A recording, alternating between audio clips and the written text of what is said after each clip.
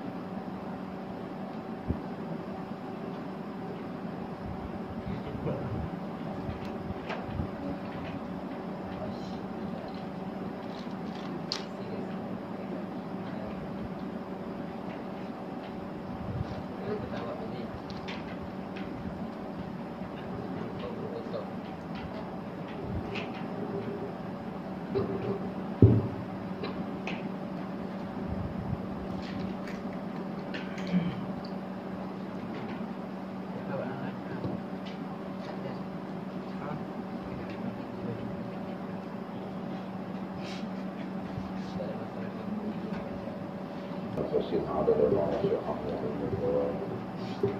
اللهم صل وسلم وبارك على سيدنا محمد وعلى آله وصحبه في كل لمحة ونفس عدد ما وسعه علم الله.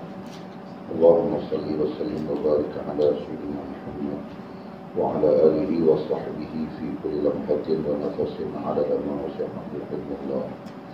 بسم الله ما شاء الله، بسم الله ما شاء الله، بسم الله ما شاء الله. وما لم يشاء لم يكن، لا حول ولا قوة إلا بالله العلي العظيم. بسم الله الرحمن الرحيم. قال المصنف رحمه الله تعالى: نفعنا الله بعلومه وبكتابه في الدارين. اللهم آمين يا رب العالمين، اللهم آمين يا رب العالمين، اللهم آمين يا رب العالمين. Wabadu qala, pengetahuan tentang hakikat sesuatu telah jauh dari kamu dan kamu terbimbing dari hakikat itu. Oleh itu janganlah tunjukkan tidak sopan jika kamu suka atau tidak suka akan sesuatu.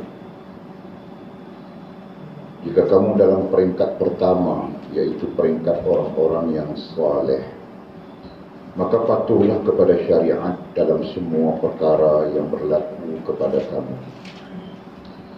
Jika kamu dalam peringkat kedua, yaitu peringkat wilayah, yakni kewalian, maka ikutlah segala perintah dan jangan melampaui batas. Pada peringkat terakhir, hendaklah kamu redha dengan lakuan Allah dan bersesuaian dengannya, dan lenyaplah masuk ke dalam kedudukan dan keadaan abdal, ghaus dan siddiq. Janganlah cuba hendak menentang takdir, dan hadapkan diri kamu dan kehendak kamu terus kepada Allah, dan janganlah kamu merungut dan tidak berpuas hati. Nah, kita sambung kajian kita semalam.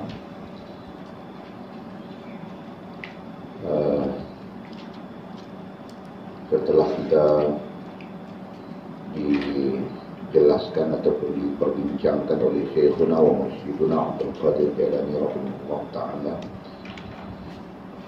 berkaitan dengan wujud diri, dan kita juga telah memperjelaskan selama mana masih wujud diri kita dalam akal dan hati kita, maka selama itu wujud Allah dengan maksud kebesaran dan keagungannya tidak akan menempati akal dan hati kita. Ini berarti kita perlu buang wujud kita, kan? Kerana dengan adanya wujud kita, dalam diri kita, dalam akal dan hati kita, akan menyebabkan datangnya pengaruh makhluk dan benda. Selama mana adanya wujud diri kita dalam akal dan hati kita, ianya menyebabkan datangnya pengaruh makhluk dan benda ke dalam akal dan hati kita. Ketika itu, pengaruh makhluk dan benda menjadi besar. Dan kita sentiasa membesarkan makhluk dan benda dan mengkesampingkan Allah Subhanahu wa Ta'ala. Sampai kebesaran Allah itu hilang daripada akal dan hati kita. Jadi justru itu kita perlu berusaha bersungguh-sungguh, bermujahadah untuk membebaskan akal dan hati kita daripada wujud diri kita dan memasukkan ke dalamnya wujud Allah dengan kebesaran dan keagungannya. Lazimnya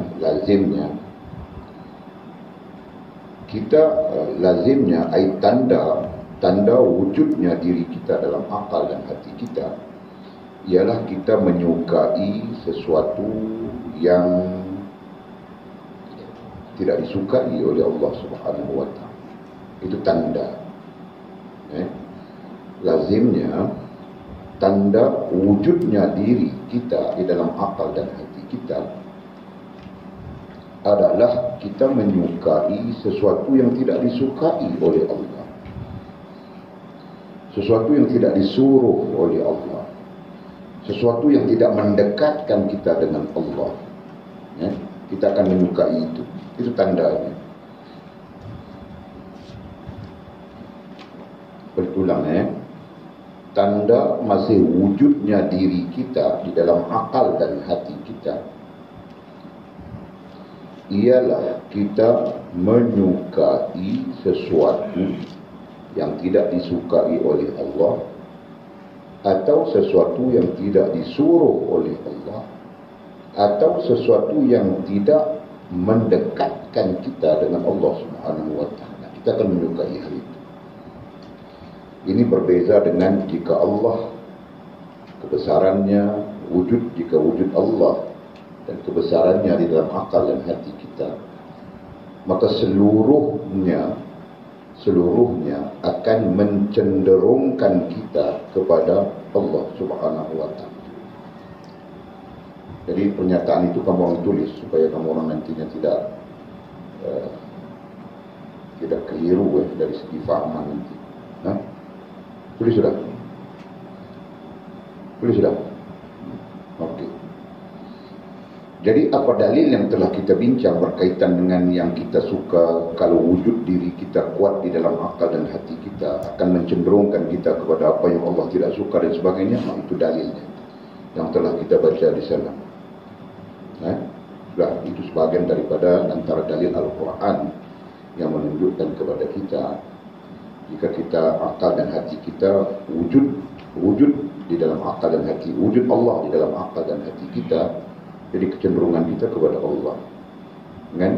Dan jika tidak wujud ataupun wujud makhluk ataupun wujud diri kita sendiri dalam akal dan hati kita, akan mencenderungkan kita kepada perkara yang tidak disukai oleh Allah SWT dan tidak menghubungkan kita dengan Allah SWT. Dalilnya itu sudah kita baca. Okey, dan malam ini kita sambung lagi. Kita juga telah berbincang sedikit berkenaan dengan pengetahuan tentang hakikatnya. Kita sambung lagi. Kata musannif, pengetahuan tentang hakikat sesuatu telah jauh dari kamu dan kamu terdinding dari hakikat itu. Ya, semalam kita bincang sudah. Jadi kita sudah hilang pengetahuan tentang sebab dan akibat sesuatu. Banyak telah hilang sudah dari kita. Bahkan sampai-sampai kita tidak merasakannya. Jadi pengetahuan tentang sebab akibat itu boleh jadi datang dalam bentuk maklumat. Penting tulisnya. Pengetahuan tentang sebab dan akibat.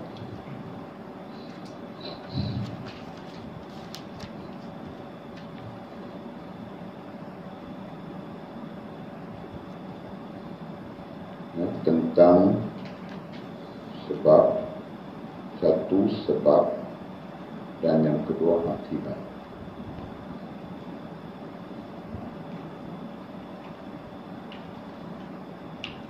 Dua hal ni, sebab dan akibat, atau yang disebut di sini pengetahuan hakikat, datang dalam dua bentuk.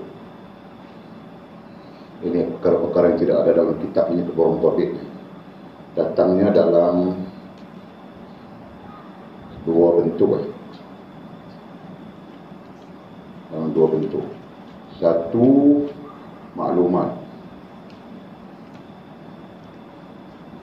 Yang kedua, rasa.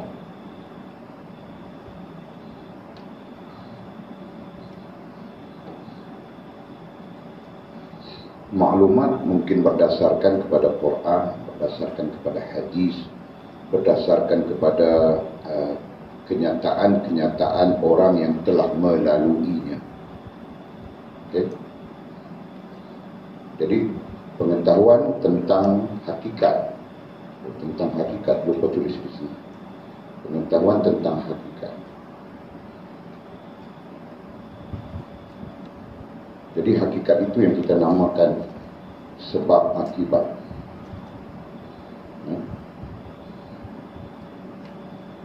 Hakikat itu yang kita namakannya sebab akibat. Jadi sebab akibat ini ada dua. Sebab akibatnya ada dua bentuk.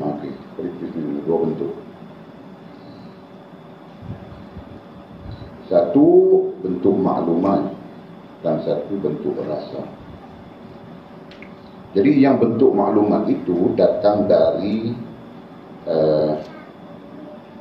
apa ya disebut tadi, pengalaman datang dari satu, kita sebut wahyu saja, berarti Quran dan hadis. Yang kedua pengalaman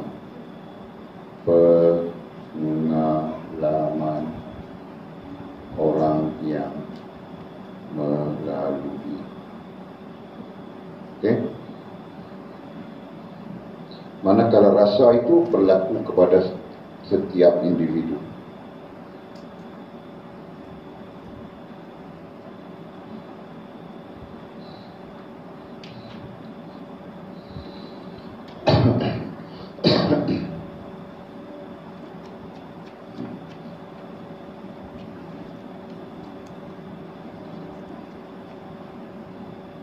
Mana lagi? Si Lina mana? Bonda kamu orang mana? Bonda kamu orang? Hah? Bonda mertua? Di rumah. Tidak sihat kan?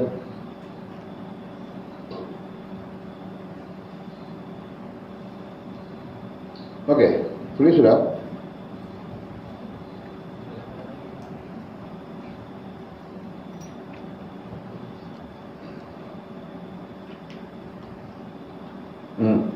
Pengetahuan tentang hakikat itu apa strukturnya. Jadi hakikat itu apa? Hakikat itu sama saja dengan hikmah. Cuma hakikat ini kita bilang sebab dan akibat. Hikmah juga sama kan? Hikmah berarti memahami sebaliknya, memahami sebab dan akibatnya. Itu hikmah. Jadi pengetahuan itu ilmu. Jadi terkait langsung semua itu kan? Nah, jadi pengetahuan tentang hakikat, bagaimana? Apa itu pengetahuan tentang hakikat ini? Ianya bersifat sebab dan akibat, datang dalam dua bentuk. Bentuk pertama, bentuk maklumat. Maklumat ini datang dari wahyu dan pengalaman orang-orang yang melaluinya. Apa maksud? Quran menceritakan. Dalam Quran ada kisah kan, yang memberikan kita maklumat orang-orang dulu kala. Orang-orang sebelum daripada kita, sama ada mereka dimuliakan oleh Allah ataupun mereka dihina oleh Allah SWT dengan kebinasaan. Itu maklumat kan? Dan begitu juga dengan pengetahuan orang yang melaluinya. Jadi ada orang yang pernah melalui kan? Kalau dia buat, kau buat begini, ini yang akan terjadi pada kau, ini yang akan terjadi pada kau, misalnya. Jadi diberikan dalam bentuk maklumat, maka itu kita bilang juga sebagai salah satu bentuk hakikat, pengetahuan hakikat. Jelas kan? Dan yang keduanya melalui rasa. Nah, jadi kita hampir-hampir hilang kedua-duanya. Boleh faham kan? Okay? Kita hilang hampir-hampir keduanya, yaitu yang pertama, datang melalui maklumat pun kita hilang, dan melalui rasa pun kita hilang sudah. Jelaskan. Melalui maklumat, kurang orang yang memberi kita maklumat berkenaan dengan sebab akibat. Kurang. Okay? Siapa yang memberi kita maklumat sebab akibat? Jika berzina ini terjadi, ini terjadi, ini terjadi, ini terjadi, ini terjadi. Siapa yang bagi? Tiada kan? Kita hampir-hampir tidak tahu saja. Kalau mencuri, ini terjadi, ini terjadi, ini akan terjadi, ini akan terjadi, lepas itu jadi ini. Siapa yang pernah bagi tahu kita? Tiada kan? Kalau melihat aurat orang perempuan bagi lelaki, ini yang akan terjadi, ini yang akan terjadi, ini yang akan terjadi, ini yang akan terjadi. Siapa yang kasih tahu kita? Tidak kan? Faham, coba fahami. Begitu juga orang perempuan, Mbak. Kau suka saja tengok dada lelaki sadu, ketul-ketul di badannya, kau suka saja kau tengok show saja misalnya. Apa yang akan terjadi? Apa yang akan terjadi? Apa yang akan terjadi? Apa yang akan terjadi? Ada siapa kasih tahu kamu orang? Tidak kan? Nah, di sana bukti menunjukkan pengetahuan sebab akibat yang sabit dengan maklumat itu hilang sudah. Faham tak? Jelas tak? Faham Jul? Jul, ada siapa kasih tahu kau kalau tidak salat ini yang akan terjadi, ini yang akan terjadi, ini yang akan terjadi, ini yang akan terjadi? Ada orang kasih tahu kau? Tidak kan? Mungkin kau pun teraba-raba saja, dengar-dengar sikit-sikit saja begitu kan? Nampak? Itu sebagai bukti untuk menunjukkan kepada kita pengetahuan tentang hakikat itu hilang sudah. Jelaskan. Padahal itu penting. Sangat penting, Bang. Betul kan? Sangat penting, betul kan? Kau kalau kau makan racun, pecah perutmu. Jadi sampai sekarang kau tidak makan racun. Kan? Kau mati, kau tekan kau tidak makan. Betul kan? Kalau kau tahu saja racun, kau tidak mau. Hatta dalam botol ini kopi, minumannya kopi. Ambil racun 2 titik saja taruh dalam ini. Kau tahu 2 titik racun ada di dalam ini. Kau mau minum kan? Yang namanya kopi tadi. Bahkan bukan kopi, madu sekalipun kau tidak mau minum. Betul kan? Karena kau punya pengetahuan bahwa racun itu akan membunuhmu, memudarat kamu. Betul? Nah, itu pengetahuan hakikat yang telah hilang daripada kita. Jelaskan. Jadi istilahnya di sana apa? Jauh dari kamu. Jauh dari kamu ai hilang. Itu topiknya semalam kan? Hah? Semalam apa? Tidak dipenuhi ya. Boleh saja. Tapi topik lagi tambahan supaya kamu kaya, kita kaya dengan khazanah istilah dan maklumat, ya kan? Yang telah jauh dari kamu ai hilang. Tambah lagi. Hilang dari kita. Sampai-sampai hari ini manusia tumbuh dalam keadaan yang tidak tahu sebab akibat apa yang dia lakukan. Bukan saja sebab akibat bermaksiat, sebab akibat taat pun dia tidak tahu. Faham tak? Jelaskan. Faham tak? Faham kau Lina? Kau pun masuk. Boleh tangkap kan? Okey. Nah, selesai.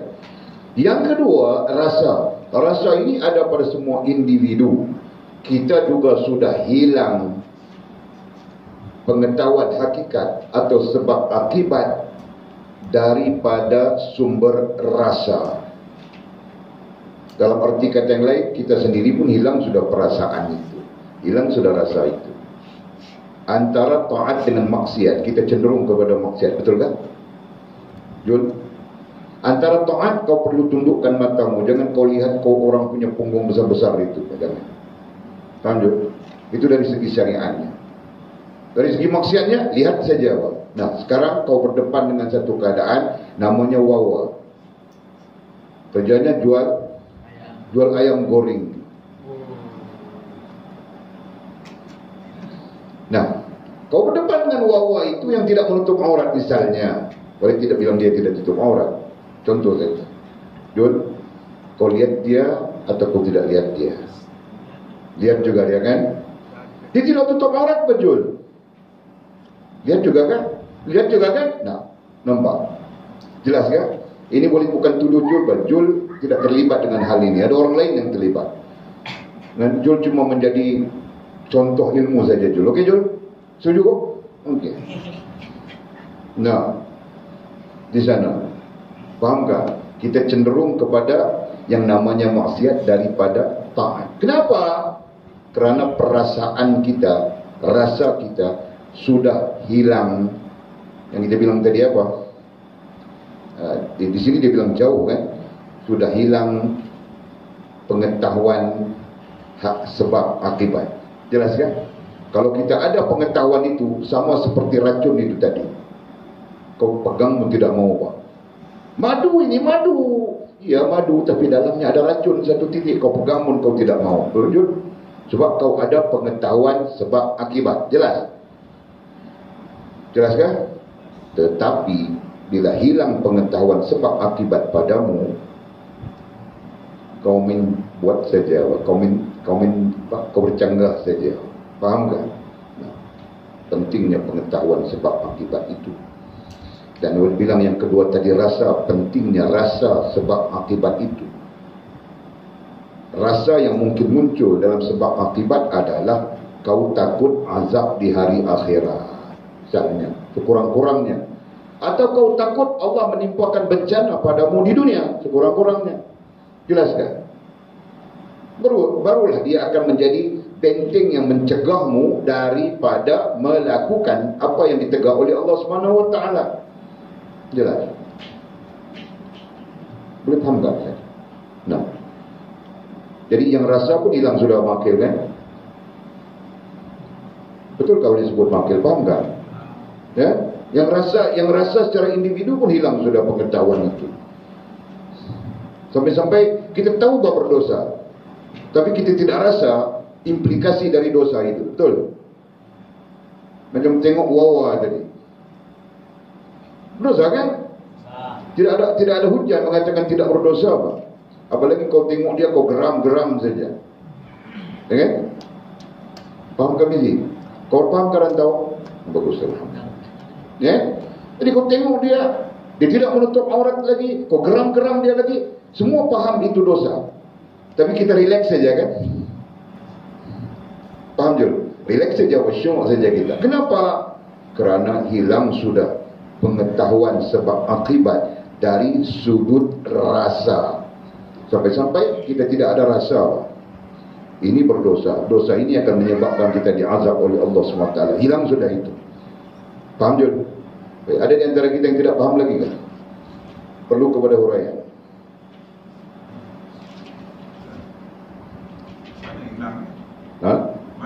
Ini cantik. Soalan yang sangat cantik. Pak Haji tanya mana hilangnya. Sekejap lagi kita akan sampai. In the text. Jadi kita lihat dari sudut itu dulu. Jangan cantik. Soalan sangat cantik. Kemana hilangnya ni semua? Itu yang sedang kita cari. Jangan? Dan kita nak membela itu. Okey, faham dah yang tu? Sila Aisyah. Mak Aisyah.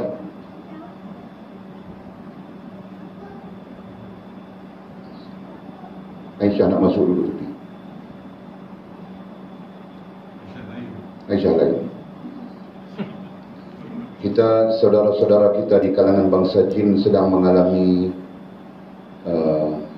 sakit-sakit, demam ke, tak tahu nak kata wabak ke apa, tapi sakit. Kebanyakannya sedang sakit. Jadi nanti kita doa lah, mudah-mudahan Allah SWT menyembuhkan mereka. Sampai anak Walid Aisyah ni pun sakit juga, sedang sakit.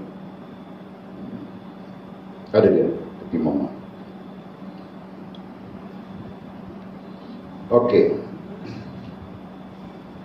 dengar Dan katanya, dan kamu terdinding dari hakikat itu. Lanjutan daripada hal tadi, jauh, hilang satu hal.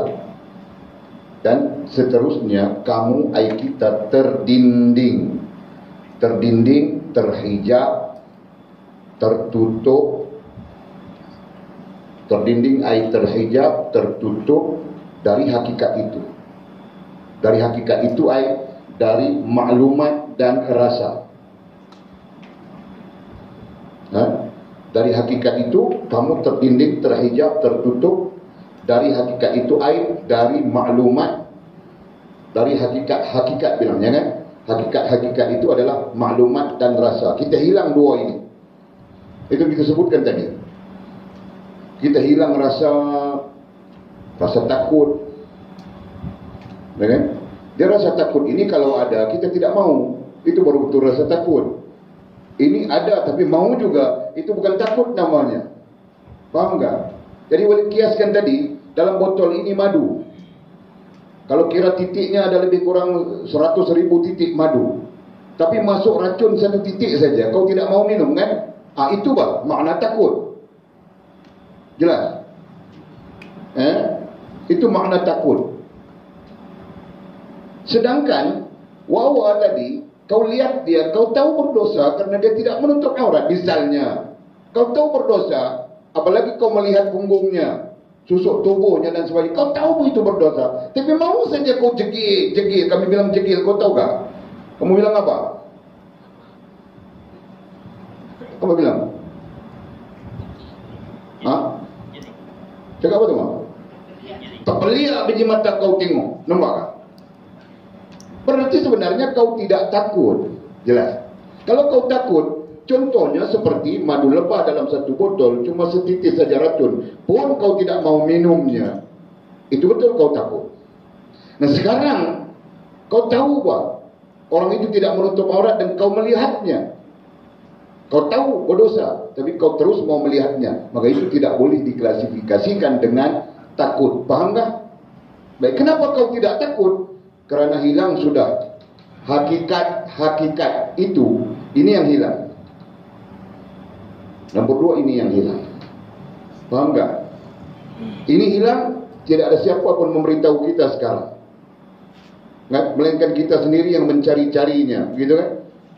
Kita berjumpa nantinya dengan hadis bahawa perempuan yang kau pandang begini, dia akan menyebabkan jadi begini. Misalnya, kalau kita berjumpa. Jelas? Dan rasa, daripada kita tahu maklumat itu nanti baru datang kepada kita rasa. Moga-moga ada rasa takut kepada Allah Subhanahu Wa Taala misalnya kan. Tapi hal ini semua sudah terdinding. Jadi pertanyaan Bang Haji bertambah di situ. Satu, kemana hilangnya? Berdasarkan kepada yang kita sebut tadi, jauh daripada kita. Sekarang terdinding pula. Ini tambah beban soalan itu bertambah tu, bobot soalan. Dari segi akademik kita lihat dari sudut itu. Okey? Nah, siapa yang hilang ini? Siapa yang hilang sebab akibat ini ataupun hakikat ini? Siapa yang hilang? Kita, Pak. Kita guna istilah kita kan? Kita hilang semua. Yang akhirnya kita jadi berdiri di antara macam sedar dengan tidak sedar saja. Gitu kan? Dalam sedar kita buat dosa. Dalam tidak sedar kita tidur. Masya Allah, la hawla wa la quwwata illa billahil aliyyil azim. Nah, sekarang kita perhatikan betul-betul. Allah ya Allah, rupa-rupanya terdinding pada kita, atau jauh kita, atau hilang daripada kita pengetahuan hakikat sebab akibat itu. Padahal Allah Subhanahu Wa Taala menjadikan sebab akibat itu dalam semua perkara, dalam semua hal dalam kehidupan kita. Allah jadikan sebab akibat. Faham tak? Akibat kau lalai, ini yang terjadi. Kan? Akibat kau berjaga-jaga, ini yang terjadi. Jadi semuanya tertakluk, termaktub, terkait langsung dengan sebab akibat. Sampai-sampai hari ini orang bicara apa? Kalau kau tombok lada, kau tidak senyum, akibatnya pedas sampai tidak boleh makan. Orang bincang tentang itu. Tahu tak? Orang bincang tentang itu. keluar statement-statement. Jadi kalau tumbuk cabai itu, tumbuk lada itu, tumbuk dengan penuh kasih sayang. Macam mana senyum saja. Nanti makan sedap, tahu tak?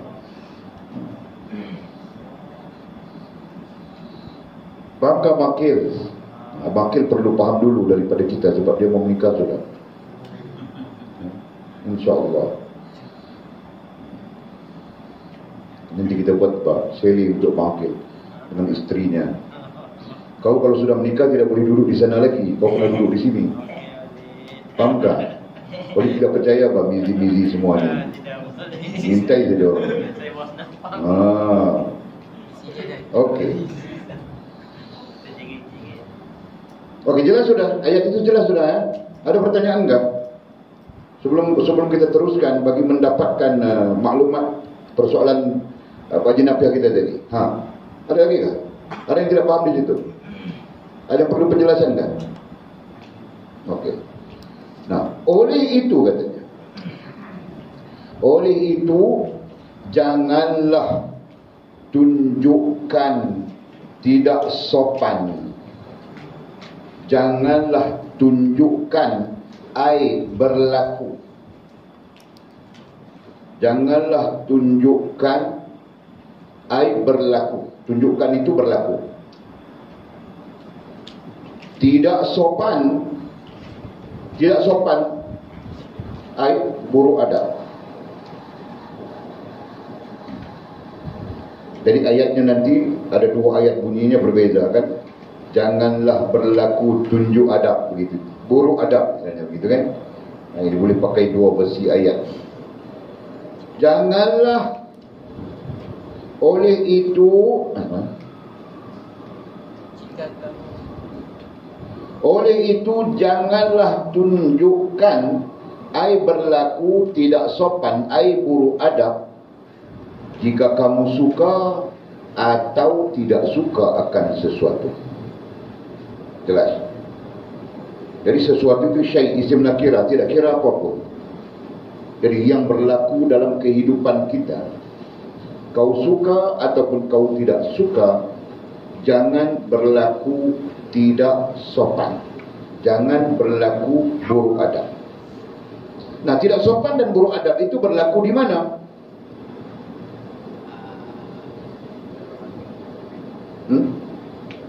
Apa jawab? Kau tadi mau jawab sudah. Boleh tanya hilang sudah. Pantang si Anjung ni jangan tanya dia apa. Baru dia boleh jawab. Nampak? Bunyi macam beribut ni. Tu.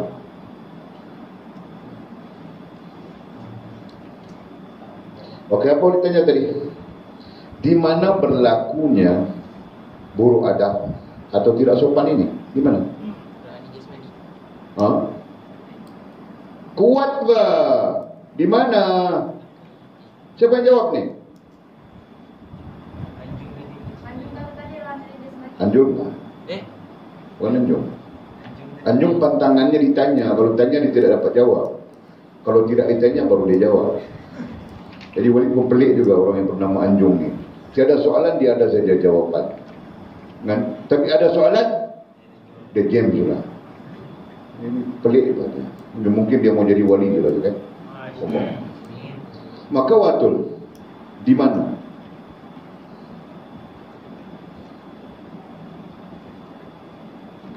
Di mana berlakunya tidak sopan atau buruk adab itu?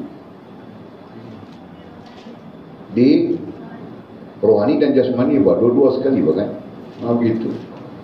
Berlaku di rohanimu pada mulanya, di akalmu, di hatimu, dan kemudian akhirnya dimanifestasikan, dijelmakan ke tingkah laku. Jelas sudah? Jadi jaga. Jangan kita tidak sopan. Jangan kita buruk adab. Karena ini membabitkan diri kita dengan Allah Subhanahu wa ta'ala. Yang kita bilang sudah pada hakikatnya diri kita dan Allah. Allah dan diri kita. Bunyi lagi bunyi. Bawa kipas kot, tak boleh bawa kipas ni. Itu gangguan. Gangguan charging punya gangguan. Tak best lah. Tak bunyi langsung. Kalau charging satu. Tadi ada bunyi, sekarang tak bunyi langsung. Woi. Kenapa dia bunyi? Pakai yang tu boleh. Just sebab kita punya barang ni murah. Kita punya barang ni murah kan? Kita punya barang ni murah pun. Walaupun pening juga fikir mau beli yang mana.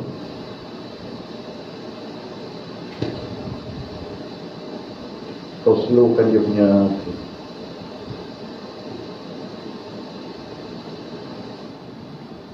Okey. Okey. Dah faham sudah sekarang kan? Okey, sambung. Jadi bilangnya, jika kamu suka atau tidak suka akan sesuatu, sesuatu itu tidak kira apapun yang berlaku dalam kehidupan kita. Yang berlaku dalam kehidupan kita. Jadi, apa saja. Mungkin kau tidak suka demam. Ya kan? Tidak ada orang yang suka demam. Sakit bilang, bukan demam. Demam itu sebagian. Sakit, tidak ada orang yang suka sakit. Kau jangan buruk adab dalam soal itu. Macam maksud. Kan? Yang kau suka itu apa? Suka itu duit banyak dalam poket. Mama mau masuk 500 lah dalam akaun. Wah, suka saja senyum saja kan. Dia punya senyumnya, bibirnya sampai telinga, kanan kiri itu senyum saja. Kau suka saja.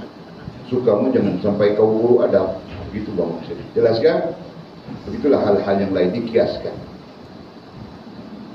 Jadi yang buruknya ialah suka kita sampai buruk adab. Tidak suka kita pun sampai buruk adab juga. Ini yang menjadi masalah.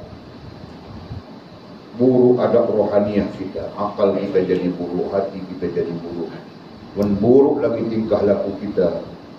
Masya-Allah, la haula wala quwwata illa billahil aliyyil azim. Moga-moga Allah ampunkan. Yang penting kita faham bahasa sekarang. Kan? Okey. Jika kamu dalam peringkat pertama. Nah, sekarang kita bercakap tentang peringkat. Tidak, kita terangkan. Oh, jadi soalan Mahdi ini dia ada di bawah kan? Mahdi tanya apa tadi? Macam mana? Mana hilang? Kemana hilangnya semua ni? Okey. Kita jawab dulu sebelum kita jumpa dengan teks, kerana teksnya lambat nanti hilang persoalan. Jadi kemana hilangnya semua ni? Kata para ulama ada dua sebab. Sebab yang pertama, kita tidak ada matlamat hidup. Kita tidak ada goal. Kita tidak ada matlamat hidup. Walaupun satu sisi matlamat hidup kita nak senang di dunia misalnya kita letak, tapi itu sebenarnya bukan matlamat.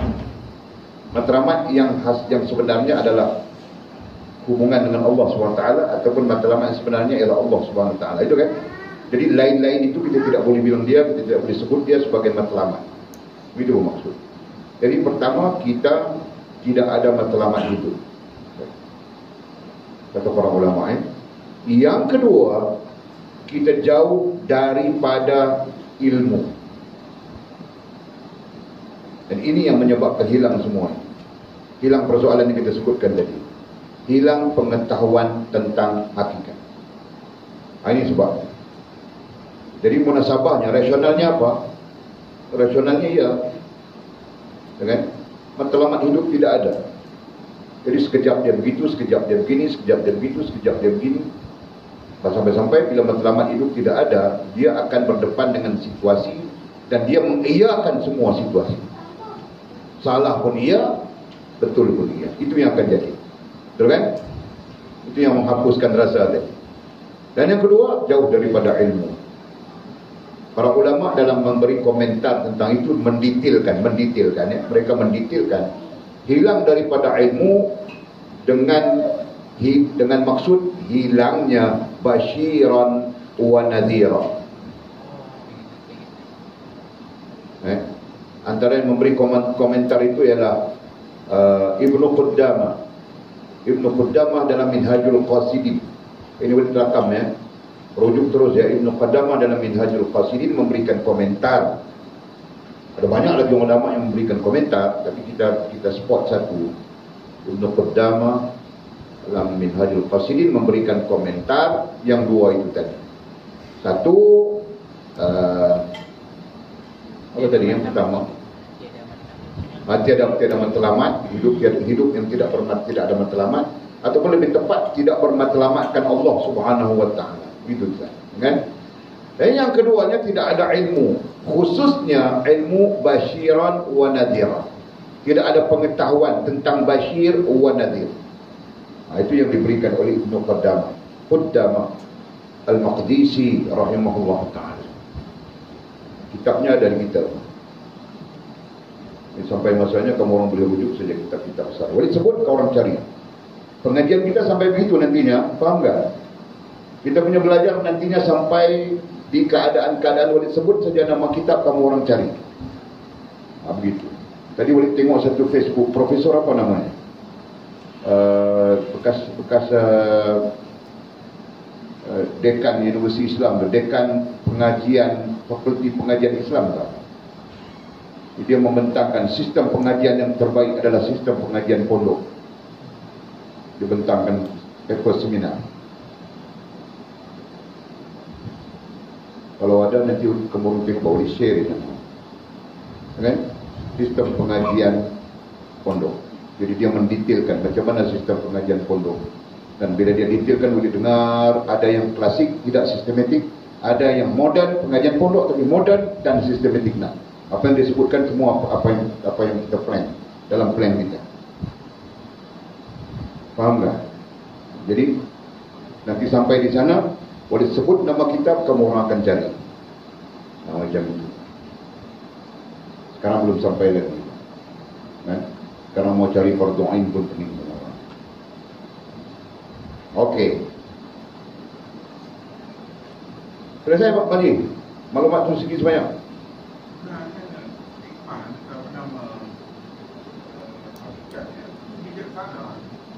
Hakikat itu, sebab itu kita tidak menggunakan perkataan hikmah dalam kes itu. Hikmah itu perkataannya adalah bijaksana. Perkataan bagi memaknakan hikmah itu adalah bijaksana. Sedangkan hakikat di sini adalah hasil daripada bijaksana itu.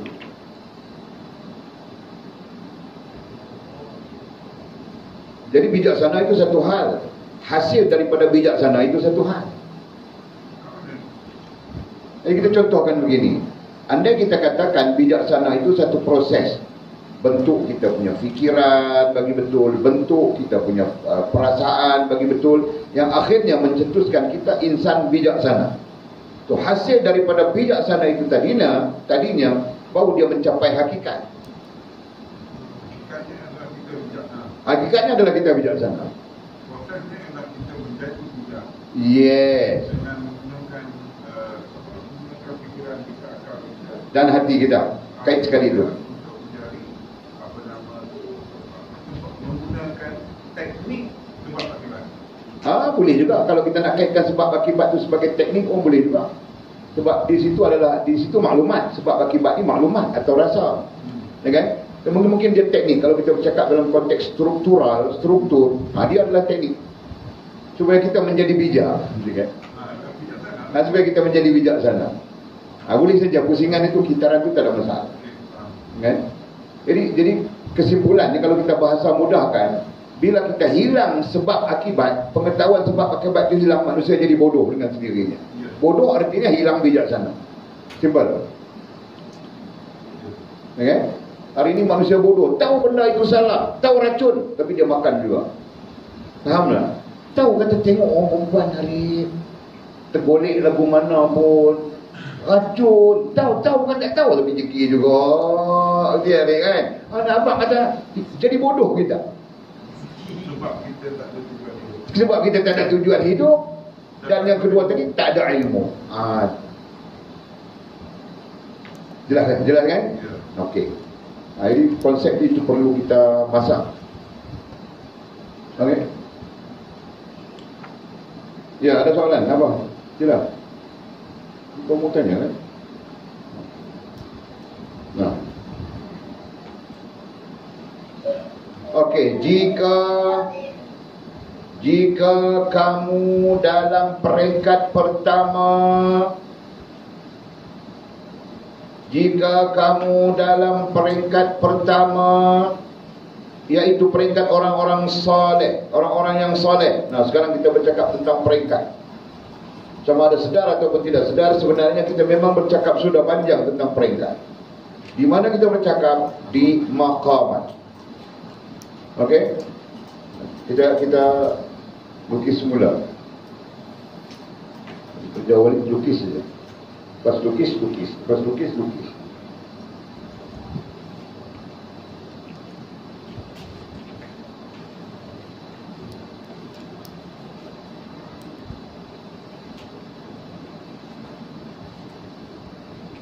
Okey, di maqamat ya. Maqamat naik ke atas ini maqamat, turun ke bawah ini asfal.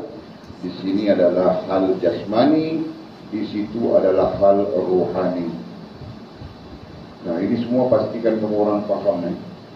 Jika ada yang tidak faham, tertinggal dan sebagainya, sila rujuk kepada mereka-mereka yang Masya Allah. Bang Arif klip. Nanti klip dengan Walid.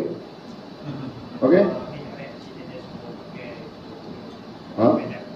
Cuba pakai untuk mengajar. Jadi, Walid perlu banyak klip dengan Walid lah. Baik, tak boleh.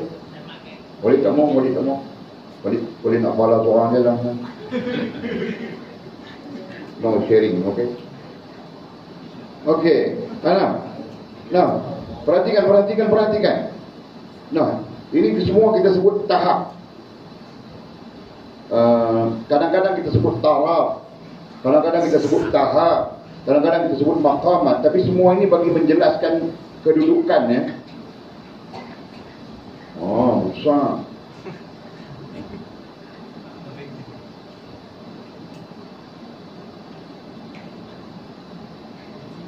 Okey. Tidak. Boleh silap ini sebenarnya tak mau pakai ini. Nak bagi dia color lain untuk menjelaskan tahap. Okey, apabila kita menyebutkan tentang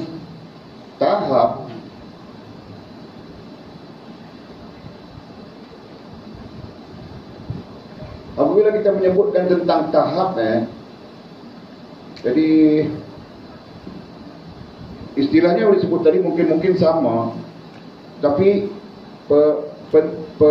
pencerahannya berbeda. Contoh kita gunakan istilah taraf. Hal yang sama tapi pencerahannya berbeda. Kadang-kadang kita sebut apa lagi selain kita sebut tak maqam. Perkara yang sama, hal yang sama tapi pencerahannya berbeda.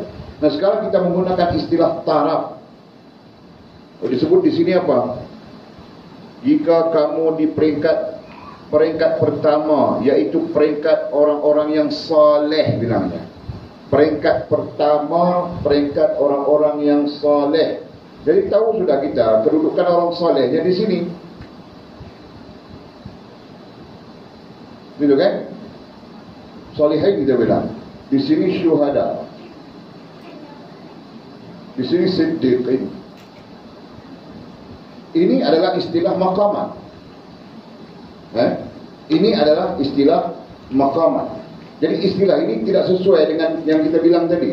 Peringkat tahap itu tidak sesuai. Okey. Jadi boleh catat dulu supaya kamu orang nampak. Awam, tawabin, muhafizin, muqarrabin. Okey. Jadi ini istilah-istilah pada menggambarkan tahap atau maqamat. Nah, sekarang datang dengan istilah soleh. Soleh artinya baik, bukan soleh maqamat. Bukan soleh di sini. Tapi soleh di situ artinya baik. Nah, katanya jika kamu dalam peringkat pertama, yaitu peringkat orang-orang yang soleh. Nah, kita keluarkan dari sini. Kita keluarkan dari sini dan kita nyatakan soleh itu ada beberapa peringkat. Jelas? Soleh itu ada beberapa peringkat. Kalau di situ bilang salihin, waliullah sudah. Di situ, di maqamat. Paham tak? Di maqamat, salihin itu waliullah. Tapi dalam konteks yang umum, dalam konteks peringkat yang umum, saleh itu ada beberapa peringkat. Nah, sekarang kita catatkan saleh peringkat, kalau kita gunakan istilah biasa, saleh peringkat awam, nomor 2 saleh peringkat pertengahan gitu, dan nomor 3 saleh peringkat hakikat. Ini istilah-istilah yang lazim digunakan oleh para ulama. Saleh awam, saleh mutawassit, saleh hakiki. Jadi kalau ikut perkataan Arabnya, jadi kamu orang mau pakai perkataan yang mana?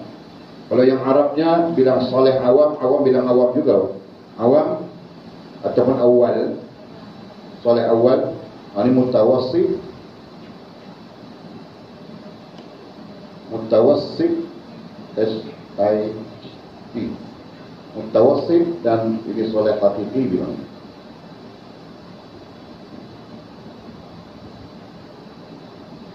Oh, dia mata tak sama, ini mata khad.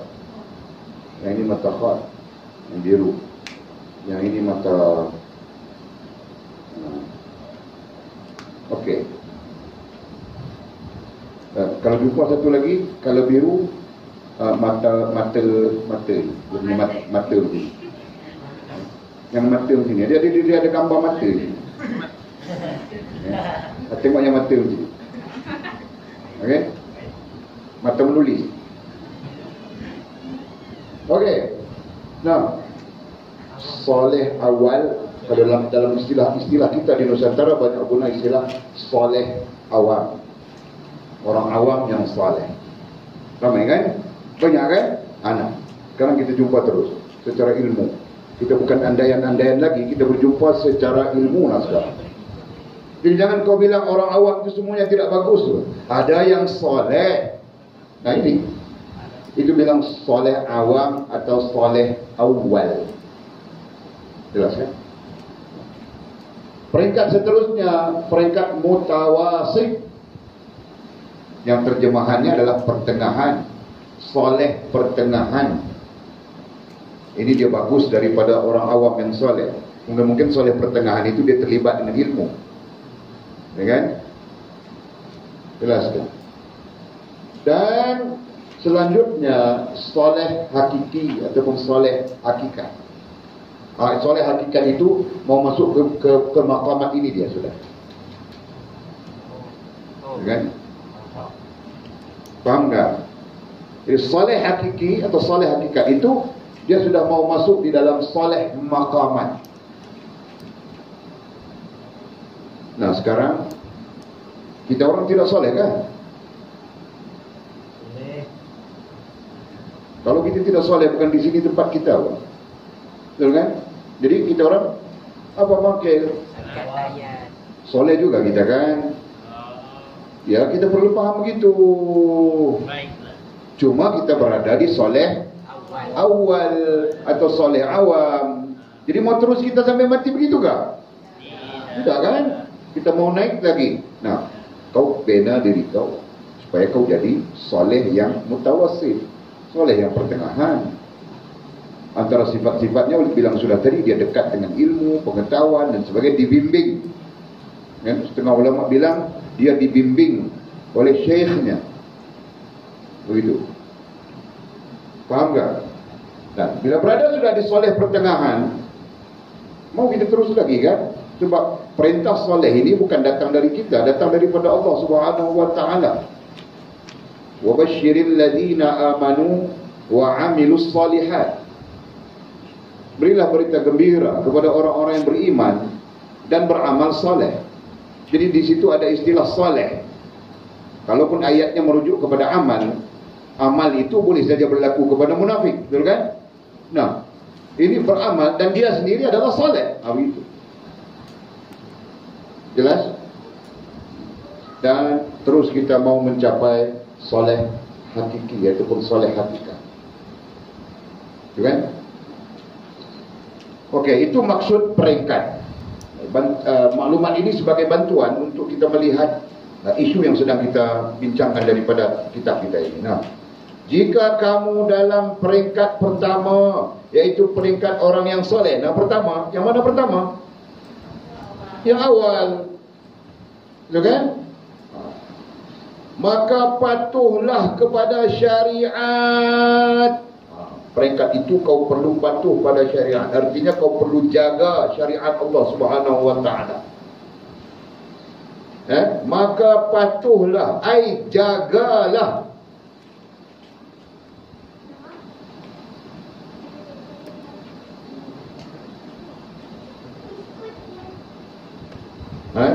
Faham tak? Maka patuhlah, ai jagalah. Itu istilah sesuai dengan kita. Maka patuhlah, ai jagalah kepada syariat. Patuhlah kepada sesuai. Jadi itu makna penjelasan saja kan. Patuhlah, ai jagalah, makna penjelasan. Patuhlah kepada syariat. Syariat itu apa? Syariat itu apa? Boleh tanya syariat itu apa?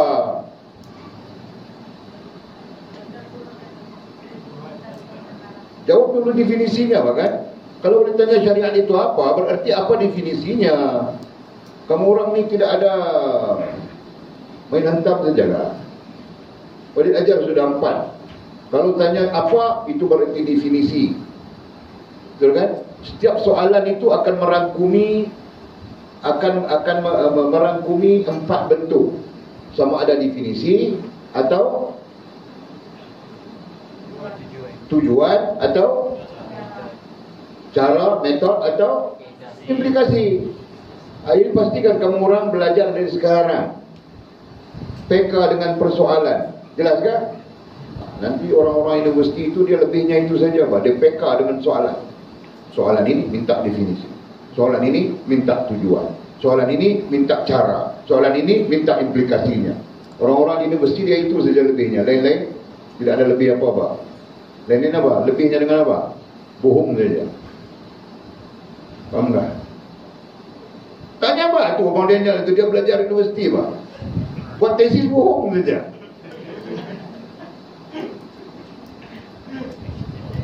Tapi dia lebih dalam soal-soal itu. Tahu dia saja, Pak. Dia menanggap soalan itu dia mahir. Faham tak? Jadi kamu orang biar menanggapnya mahir, kan? Dan memberi pencerahan juga mahir.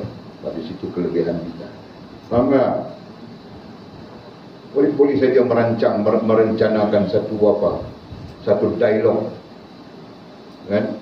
Letakkan satu tema, kita panggil dialog antara pelajar-pelajar pondok kita dengan fakulti pengajian fiqh, fakulti pengajian usuluddin ke universiti itu dah asing-asing kan. Kalau usuluddin tidak tahu dia fiqh, kalau fiqh tidak tahu dia usuluddin, begitu kan. Jadi kita panggil dialog, kita menilai dari situ misalnya. Boleh free saja, dewan free saja, semua free, boleh pakai. Itu jangan kita tengok Mizi berhujah, definisinya ini, kan? Tujuannya ini, metodenya ini, implikasinya ini. Wah, harus student-student universiti tabit kau.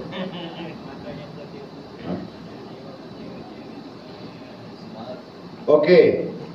Jadi boleh tanya tadi. Siapa yang jawab tadi? Siapa tadi? Siapa yang sambung tadi?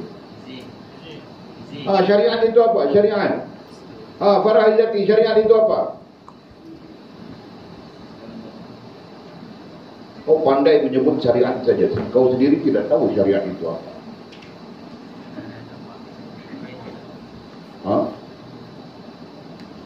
Ya, syariat itu apa? Apa? Kata perintah seruan dan larangan. Syariat itu? Perintah seruan dan larangan. Itu agama. Suruhan dan larangan itu agama, kan? Agama terkait dengan suruhan dan larangan.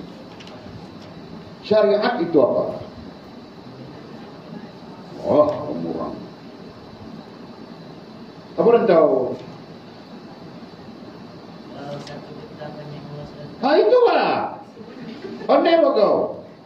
sudah. Bukan panjang berjela, Pak. Definisinya sikit saja. Syariat itu adalah ketetapan Allah Subhanahu wa taala dan Rasul. Wah, panjang enggak? Ketetapan itu apa? Ketetapan ialah apa yang telah ditetapkan oleh Allah Subhanahu wa taala dan Rasul. Cukup simpel saja definisinya. Kamu orang merepek-repek apa? Kemudian baru kita bertanya, apa kandungan syariat?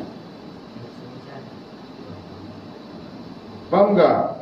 Maka jawapan yang telah diberikan oleh Mizi, oleh Sila, oleh semua orang memberikan jawapan bahawa kandungan syariat itu adalah iman, Islam dan ihsan. Jelas sudah.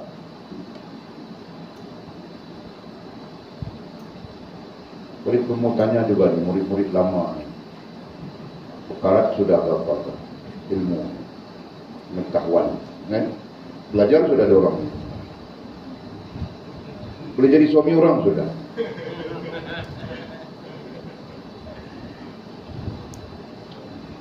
Nah, paham dari teks kita. Paham dari teks kita sekarang. Nah, maka patuhlah kepada syariat. Maka patuhlah kepada iman, Islam dan ihsan yang dituntut oleh Allah SWT. Syariat itu berkait Allah, kan? Maka sebab itu boleh tanya definisinya dulu tadi. Syariat adalah ketetapan Allah. Maka patuhlah kepada ketetapan Allah Subhanahu wa taala dan Rasul yang kandungannya itu iman, Islam dan ihsan. Jelas begitu? Mau patuh di mana? Dalam semua perkara yang berlaku kepada kamu ai hidup. Semua perkara berlaku itu bilang hidup. Orang yang mati tidak tahu sudah dia perkara yang berlaku. Itu kan? Tidak terkait dia sudah dengan perkara yang berlaku.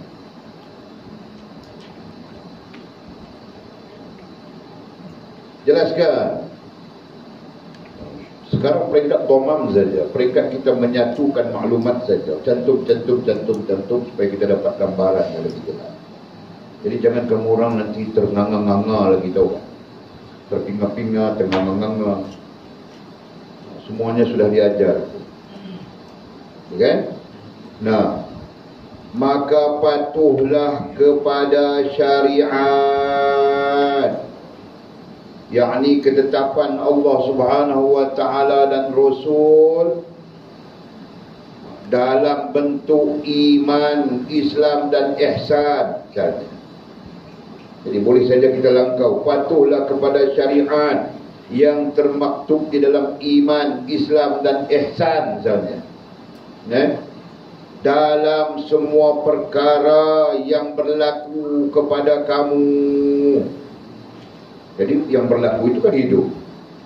Jadi semua yang berlaku ke atas kita, patuhlah syariat Allah yang di dalamnya iman, Islam dan ihsan. Patuh. Ini berarti dalam perkara makan ada iman, Islam dan ihsan. Betul? Dalam perkara tidur ada namanya iman, Islam dan ihsan.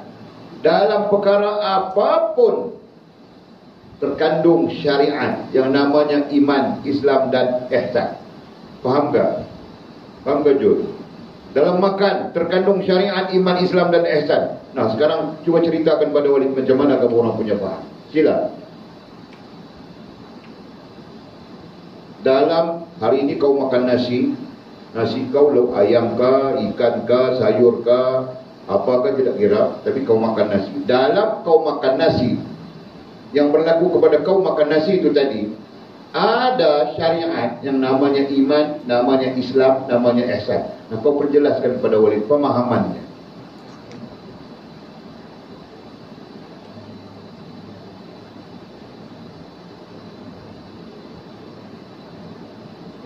Kenapa kau sengit-sengitkan pada nanti? Dia pun akan terangkan juga, Pak. Sekarang campur sifat pula. Coba. Kenapa Kenapa tanya orang itu, tanya orang ini? Oh. Susun ayat. Elok-elok duduk Pak. Apa? Nah sekarang kau terangkan fahammu Pak. Boleh mau lihat fahammu itu betul kah? Salah kah? Nanti kau faham Syiah pula. Nak letak?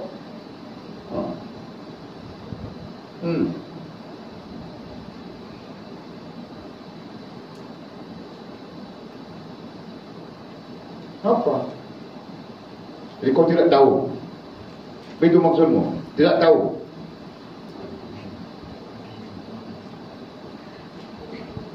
Kalau kau tidak tahu, boleh mau bising kau 3 hari 3 malam, boleh mau bising.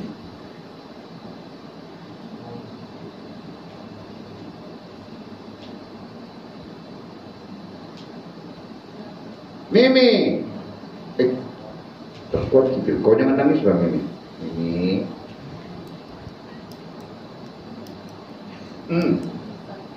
Katui sudah hilang. Nah sekarang kau.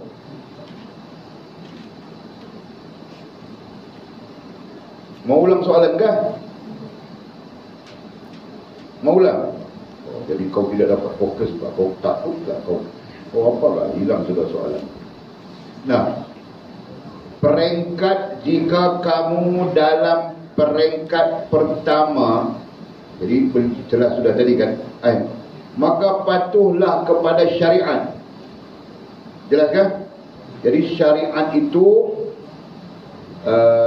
ialah ketetapan Allah Subhanahu wa taala dan Rasul. Berarti yang ditetapkan oleh Allah Subhanahu wa taala dan Rasul, yang terkandung dalam iman, Islam dan ihsan.